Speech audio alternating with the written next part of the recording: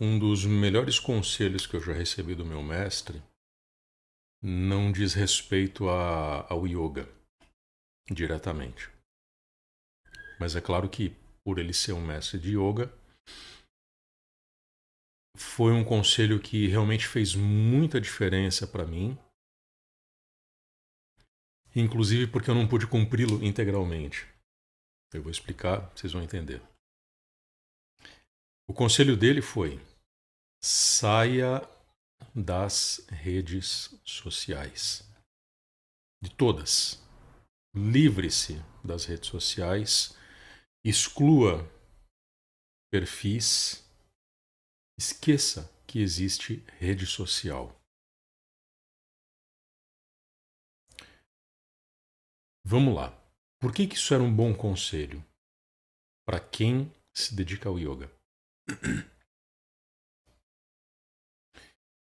Eu não sei se você já percebeu, provavelmente você já percebeu, né? Se você vive no planeta Terra, século XXI, você já percebeu que todas as pessoas estão doentes. Sejam doentes por ansiedade, sejam doentes por depressão, sejam doentes pela simples falta de foco, que acaba sendo um gatilho para esses outros dois males. E as redes sociais, elas cumprem um papel fundamental nesse processo.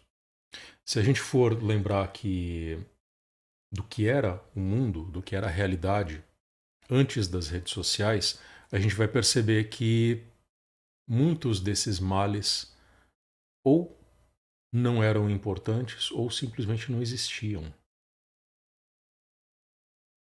É claro que as redes sociais, como a internet no modo geral, trouxe a visão da existência dessas coisas, trouxe a noção de que essas coisas de fato existiam.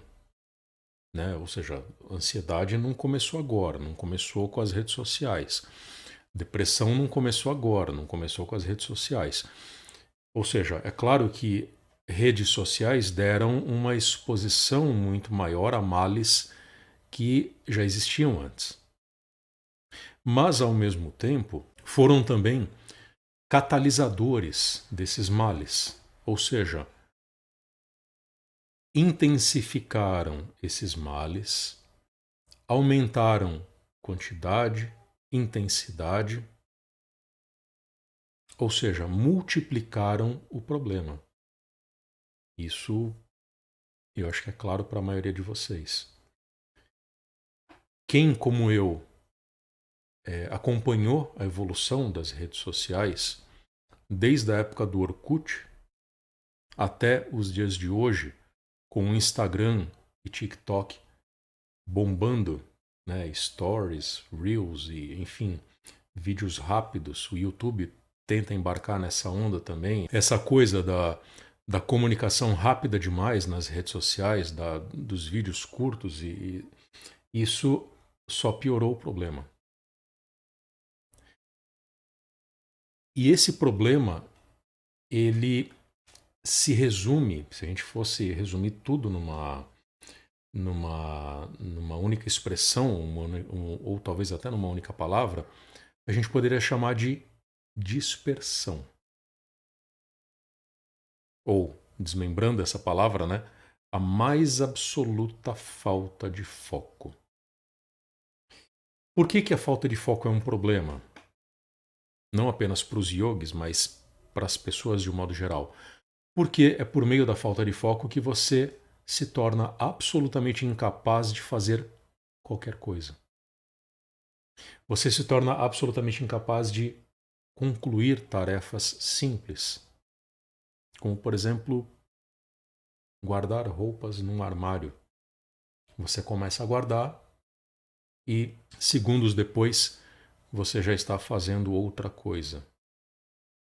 E é curioso como esta outra coisa geralmente envolve pegar o celular e verificar o WhatsApp, verificar o Instagram, verificar.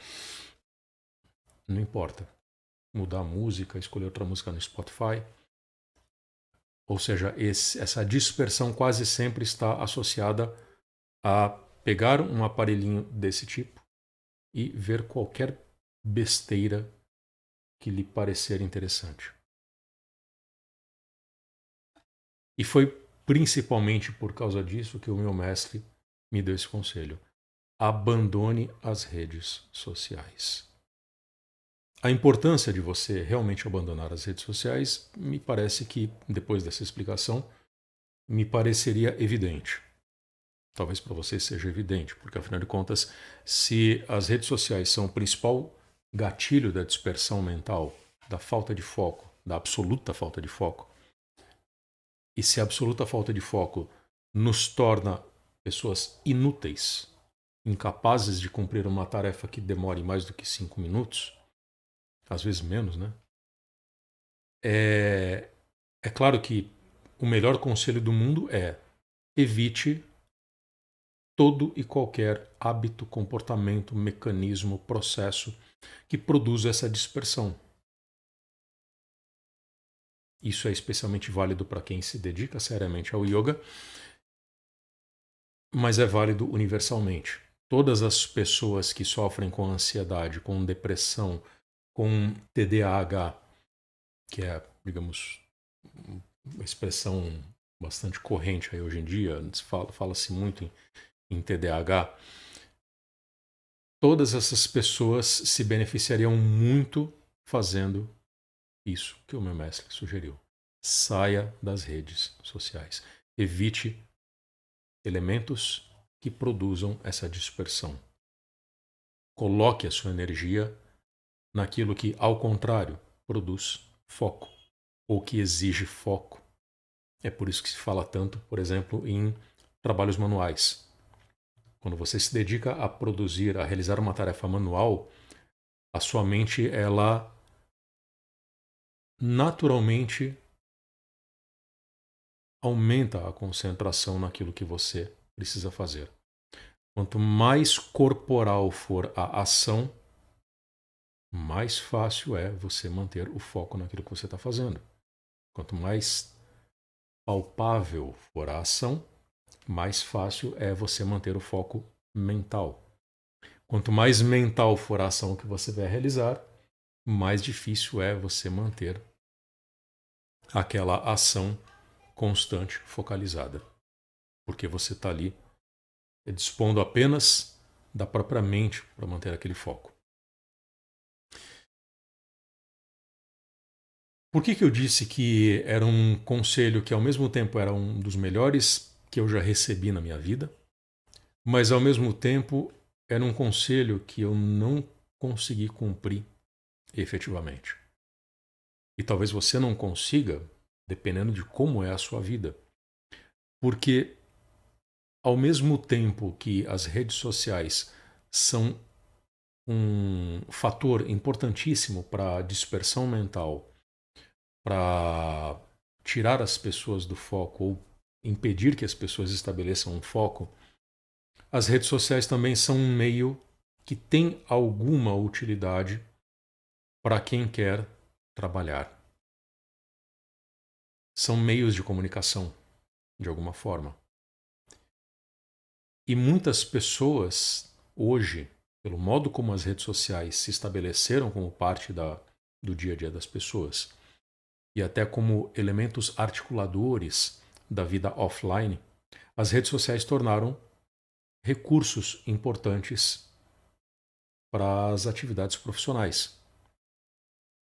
Eu mesmo estou me servindo disso exatamente neste momento. Eu não pretendo colocar este vídeo no Instagram ou no Facebook, mas eu pretendo divulgá-lo por meio dessas redes sociais. Você só vai vê-lo aqui no YouTube, que de alguma forma é uma rede social também, mas com um teor muito diferente de outras redes que são explicitamente redes sociais. Mas essas outras redes possibilitam divulgar esse meu trabalho, por exemplo, de uma forma um pouco mais fácil, um pouco mais dinâmica, de modo que mais pessoas possam acessar esse conhecimento. Então, existe um outro lado das redes sociais que é benéfico, que traz algum efeito positivo. No meu caso específico, eu brigo um pouquinho internamente para poder equilibrar essas duas coisas. Eu me seguro às vezes, para não dizer explicitamente para as pessoas no Instagram que elas devem sair de lá. Eu acho sinceramente que elas deveriam. Mas ao mesmo tempo, eu me vejo em vários momentos de mãos atadas ou com dúvidas em relação a como fazer essa minha mensagem chegar a mais pessoas sem depender das redes sociais. É a famosa faca de dois legumes, como se diz por aí. Porque é ruim com elas, pior sem elas. Ainda tenho um pouquinho de dúvida em relação a isso. Mas enquanto ainda não encontro um meio mais eficiente de divulgar o meu trabalho, como professor de yoga, vamos seguir aguentando o tranco.